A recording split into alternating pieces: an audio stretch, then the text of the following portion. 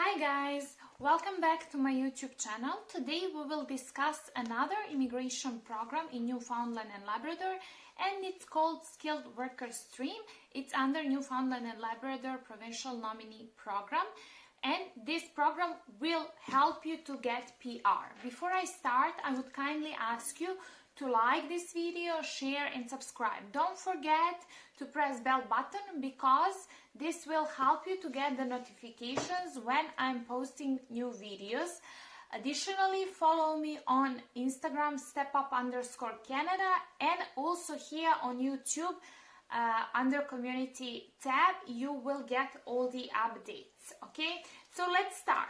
So in this video I will try to explain you who is eligible for this program. This is the part 1 of the video. There will be a part 2 where I will explain who is not eligible and how long the process will last.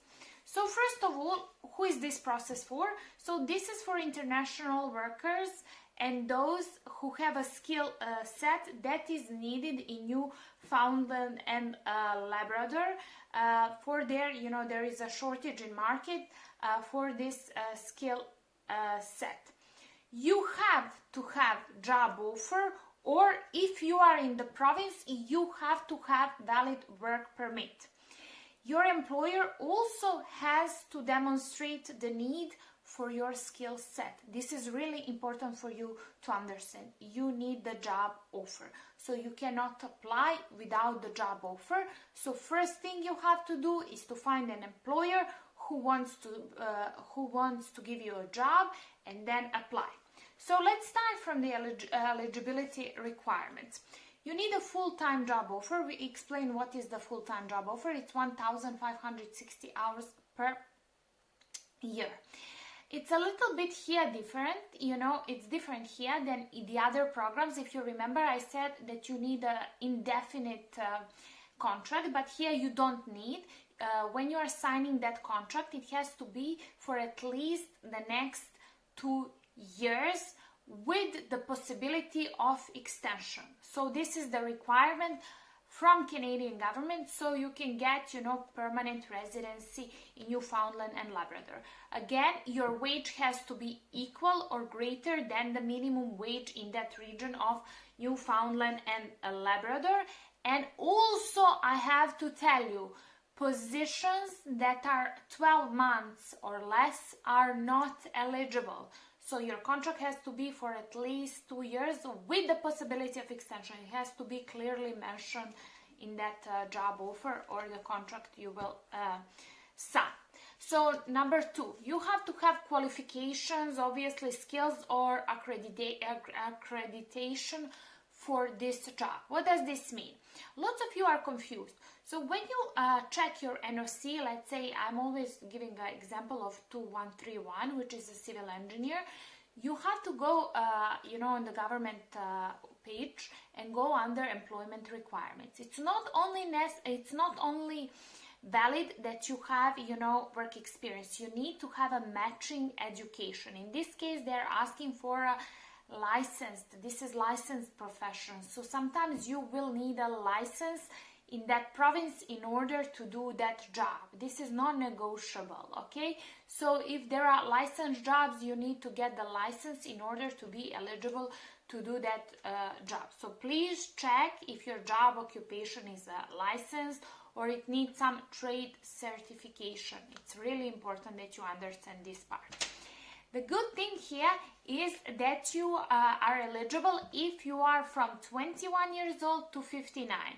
If you remember my, videos about New Brunswick, I told you that for their one of their programs, they are asking you to be like the upper limit is 55. So right now, for those of you who were writing to me and you are over, 45 years old, right here you have another program that you can be eligible for based on your age. Number 4. So if you are already in Canada and you have a work permit, your work permit has to have at least 4 months. It has to be at least 4 months remaining. What does that mean? For example, if you're applying in February, your work permit permit cannot expire until June, because that's 4 months, or July, let's say a little bit more, leave a little bit more space. So it's really important for those of you who are in Canada. If you're not in Canada, you have to be eligible to apply for the work permit. Again, some of you don't understand. Work permit, the word explains it itself. So if you want to get the work permit, you first have to get the job. You cannot just apply, you know, go to the embassy and ask for the work permit. You need to get the job in order to get the work permit. You know, some of you were confused about this when I was explaining temporary foreign worker program. Okay, so then number 5, the eligibility requirement is the intention to settle and live in Newfoundland and Labrador. Number 6, you have to show settlement funds that you can support yourself. Number 7, it's important that you have proof of English or French if your skill category is NOC C or D. If you do not understand what skill category C or D are, please watch this video. I recorded and I explain in details thoroughly how you can check your NOC and understand skill categories. It's a really useful video, and I always emphasize to watch that first before you watch any other of my other videos. So let me tell you the minimum eligibility requirements for those of you NOC C or D.